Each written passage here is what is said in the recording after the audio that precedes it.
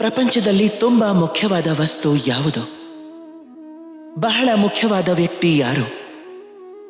ಬಹಳ ಮುಖ್ಯವಾದ ಅಸ್ತ್ರ ಯಾವುದು? ನಿಮ್ಮ ಪಾಲಿಗೆ ಬಹಳ ಮುಖ್ಯವಾದ ಸಮಯ ಯಾವುದು?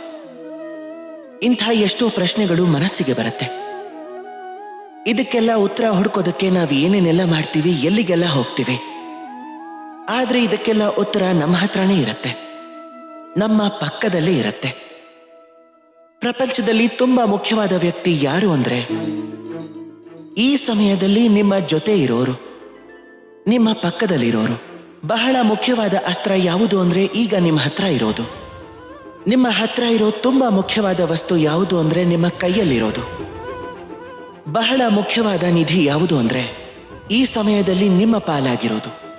ಹಾಗೆ ಬಹಳ ಶ್ರೇಷ್ಠವಾದ ಬಹಳ ಮುಖ್ಯವಾದ ಸಮಯ ಯಾವುದು ಅಂದ್ರೆ, ಈಗ ನೀವು ಕಳೀತಾ ಇರುವಂತಹ ಸಮಯ. ಯಾವುದೇ ಇದ್ರೂ ಈ ಸಮಯದಲ್ಲಿ ಇರುವಂಥದ್ದು. ಮುಂದಿನ ಕ್ಷಣ ನೀವು ಇರ್ತಿರೋ ಇಲ್ವೋ ಅನ್ನೋದು ನಿಮಗೆ ಗೊತ್ತಿರೋದಿಲ್ಲ.